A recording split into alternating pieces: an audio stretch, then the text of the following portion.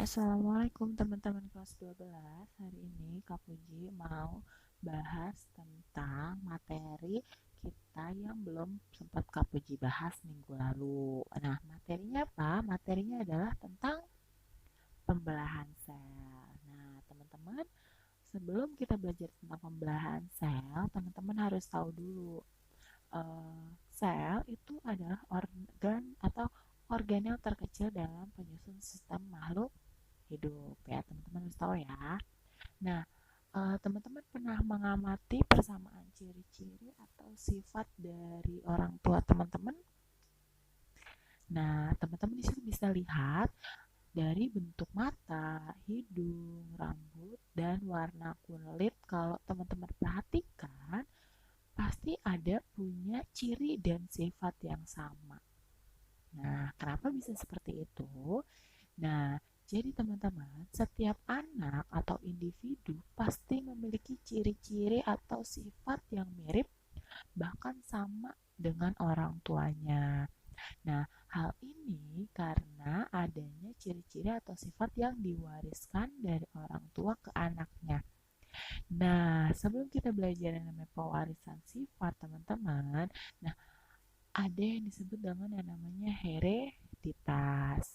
Nah, proses pewarisan sifat itu sendiri tidak terlepas dari peran dua macam peristiwa pembelahan sel, yaitu ada apa aja? Yang pertama ada mitosis yang akan kita bahas hari ini. Yang kedua ada meiosis yang kemungkinan kita akan bahas minggu depan. Nah, sel-sel anak dari hasil pembelahan mitosis dan meiosis ini akan mempunyai DNA di dalamnya, teman-teman. Nah, DNA itu adalah materi genetik dari sel induk. Nah, bisa sama persis atau gabungan dari kedua sel dari induknya. Jadi gabungan antara jantan dan betina atau gabungan dari ayah kalian dan ibu kalian. Nah, kali ini kita akan membahas lebih dulu mengenai pembelahan mitosis ya, teman-teman, beserta tahapannya. So, stay tune ya di sini.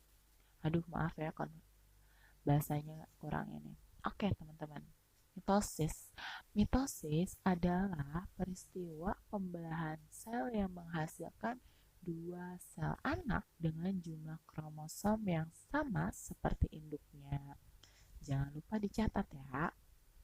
Nah, pembelahan mitosis ini juga hanya terjadi pada sel eukariotik. Nah, ingat teman-teman, pembelahan mitosis ini hanya terjadi pada sel eukariotik. Sedangkan sel prokariotik tidak dapat melakukannya. Kenapa ya? Ada yang tahu? Nah, alasannya adalah karena sel prokariotik tidak memiliki nukleus atau inti sel. Ya, membran inti dia nggak punya, mitokondria dia juga nggak punya. Intinya sel prokariotik dia tidak punya yang namanya organel-organel sel yang dibutuhkan dalam proses mitosis.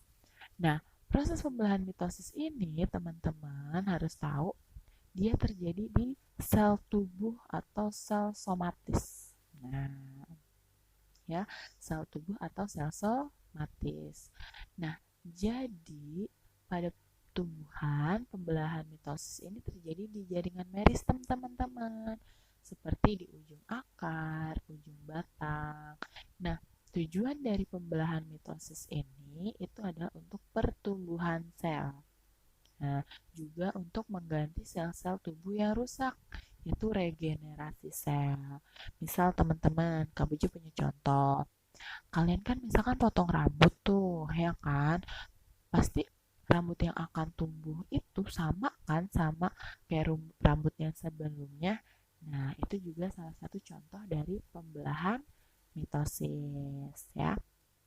Jadi teman-teman, pembelahan mitosis ini yang akan kita bahas itu ada 4 ya, ada 4 fase. Apa aja? Nah, nanti kita bahas nih. Nah, ya. Jadi teman-teman, fase yang pertama itu disebut dengan yang namanya interfase. Nah, interfase nih teman-teman. Kenapa disebut interfase? Disebut biasanya sebagai masa persiapan sel. Nah, supaya teman-teman bisa lebih paham, yuk kita simak ya pembahasannya.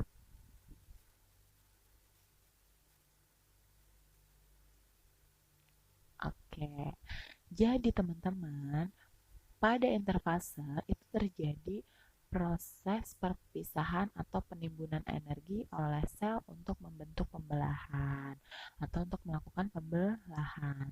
Teman-teman tahu nggak nih, proses ini memerlukan waktu yang sangat lama dibandingkan fase-fase yang lain loh. Jadi selama interfase nih teman-teman ya, seinti nukleus atau dan inti anak inti sel atau nukleus tampak terlihat jelas. Namun kromosomnya terlihat masih dalam bentuk kromatin. Nah, teman-teman, tahap interfase ini ada 3. Yang pertama ada G1, yang kedua ada S, yang ketiga ada G2. Ya, di fase G1 ini disebut dengan fase pertumbuhan dan perkembangan. Ditandai dengan berkembangnya sitoplasma, organel sel, serta sintesis bahan-bahan yang digunakan untuk fase berikutnya, yaitu fase S atau fase sintesis. Nah, di fase S ini teman-teman terjadi replikasi atau duplikasi DNA sebagai materi genetik yang akan kita belah nanti ya.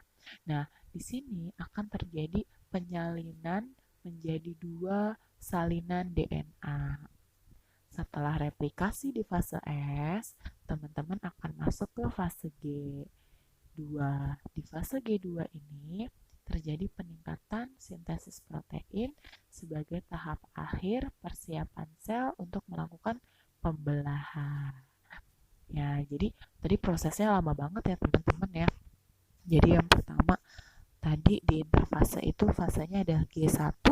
Apa tadi G1? Fase pertumbuhan dan perkembangan sel. Yang kedua adalah fase S atau fase sintesis, yaitu adalah fase di mana terjadi replikasi atau duplikasi DNA. Yang ketiga ada fase yang namanya gap 2 atau G2. Nah, di fase G2 ini terjadi proses peningkatan sintesis protein. Nah, lanjut ke tahap selanjutnya, yaitu adalah fase profase. Nah, ini adalah tahap awal dari proses pembelahan sel, teman-teman.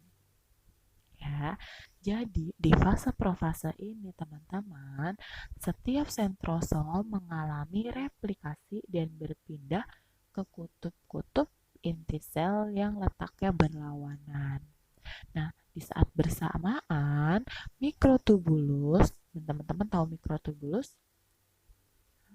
Nah, mikrotubulus yang ada di dalam 2 sentrosom ini, jadi ini namanya sentrosom nih teman-teman. Ini mulai terlihat menjadi 2 ya. Terus mereka akan memanjang ke segala arah. Yang lama-lama kelamaan membentuk benang-benang teman-teman. Nah, ini namanya benang-benang nih. Nah, benang-benang ini disebutnya sebagai benang-benang spindle. Nah, di tahap ini teman-teman, benang-benang kromatin ini mulai mengalami penebalan. Nah, terus akan membentuk yang namanya kromosom yang di sini nih. Nah, setiap sentromer memiliki 2 konektor. Nih konektornya teman-teman. Aduh, salah pencet. Nih konektornya nih teman-teman. Nih konektornya warna ungu. Ya, sebagai tempat melekatnya benang-benang spindle. Nah, di akhir tahap profase ini, nih tahap akhir profase nih teman-teman, ya, tahap akhir, jadi nukleus dan inti sel mulai menghilang nih, udah mulai hilang nih teman-teman tuh, udah mulai hilang kan. Nah, di situ sudah mulai hilang, itu berarti sudah masuk fase profase akhir. Jadi tadi kita simpulin ya. Jadi ada profase awal. Nah, profase awal itu di mana apa tadi? Nah, setiap sentromer mengalami replikasi, terus berpindah ke kutub, inti sel letaknya berlawanan. Terus mikrotubul mulai menghasilkan benang-benang spindle nih kan. Terus mikrotubul si kromatin akan menebal membentuk kromosom nih. Nah, di tahap akhirnya nukleus dan membran inti sel mulai menghilang. Tuh, sudah mulai menghilang ya teman-teman. Kalau di tahap ini kita masuk ke tahap selanjutnya. Nah, tahap selanjutnya disebut tahap metafase. Nah, pada tahap ini nukleus udah nggak ada nih, nukleusnya udah nggak ada kan teman-teman. Nah, nukleus dan membran inti sel sudah tidak terlihat. Terus masing-masing kinektor, nih yang warna ungu nih teman-teman bisa lihat kan, masing-masing kinektor pada sentromer dihubungkan satu sentromer oleh benang-benang spindle. Nih, dia udah menghubung ke benang-benang spindle nih teman-teman. Kan? Pasangan kromatik bergerak ke bagian tengah sel atau ke bidang pembelahan. Jadi kalau teman-teman bisa lihat, ini kromosomnya berada di satu garis lurus. Nah, itu disebutnya sebagai bidang pembelahan. Nah, teman-teman juga harus tahu, pada fase metafase lah kromosom terlihat dengan jelas bentuknya. Ya, kalau sudah sampai sini, lanjut ke fase selanjutnya, itu adalah anafase. Nah, anafase ini teman-teman ada yang namanya anafase awal dan anafase akhir. Maksudnya gimana? Jadi, anafase itu adalah masing-masing kromosom ditarik oleh benang-benang spindle menuju kutub yang berlawanan. Tuh lihat kan? Nih kromosomnya kan tadi bentuknya gini ya teman-teman ya. Kan? Terus dia ditarik tuh. Oh, ditarik yang satu ke atas, yang satu ke bawah. Nah, itu maksudnya ditarik ke kutub masing-masing.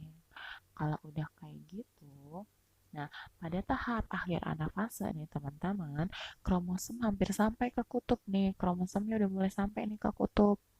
Dan masing-masing membran sel mulai mengalami penyempitan. Ini sudah mulai terbentuk lekukan teman-teman. Nah, karena dia akan melakukan sitokinesis. Apa itu sitokinesis? Itu adalah proses pembelahan sitoplasma. Nah, tadi paham ya teman-teman. Jadi di tahap ini, di tahap anafase ini adalah di mana setiap kromatid terlepas sehingga kromosom terbentuk baru. Terus bergerak ke kutub yang berlawanan, yang satu ke atas, yang satu ke bawah. Nah, di tahap akhir kromosom hampir sampai nih, udah hampir sampai di bagian ujung-ujungnya dan mulai jadi pelekukan pada membran sel. Nah, kita masuk tahap akhir nih teman-teman. Di tahap akhir ada yang namanya proses telofase. Nah, telofase ini di mana kromosom sudah sampai ke kutubnya. Jadi kromosom sudah sampai nih teman-teman. Tuh kan udah mulai terbelah jadi dua ya. Jadi kromosom sudah sampai, terus benang-benang spindle mulai menghilang, membran intinya mulai kebentuk lagi tuh yang garis putus-putusnya udah mulai terbentuk lagi ya. Tuh sudah mulai terbentuk lagi. Nah, di antara kelompok ini kromosom lama ya kan, ini ada kromosom lama dan kromosom baru. Nah, kemudian akan ditandai dengan yang namanya apa teman-teman? Sitokinesis. Apa sih itu sitokinesis? Sitokinesis adalah proses terpisahnya atau proses dibaginya sitoplasma menjadi dua bagian. Jadi nanti ini dibagi, terus nanti ini jadinya sendiri-sendiri teman-teman. Tuh, ada jadi menghasilkan yang namanya dua sel ya, yang jumlah kromosomnya sama. Coba teman-teman lihat, 1, 2, 3, 4, 1, 2, 3, 4, jumlah kromosomnya sama. Terus setelah mengalami fase ini masuk ke mana? Masuk ke tahapnya. Nih teman-teman, di sini adalah proses pembelahan mitosis teman-teman. Teman-teman bisa lihat, fase yang pertama disebut fase interfase atau disebut fase apa tadi? Persiapan. Ingat ya teman-teman, di sini ada fase G1, ada S dan G2. Ingat ya. Di G1 terjadi proses apa tadi? Perkembangan sel. Di S terjadi proses replikasi DNA.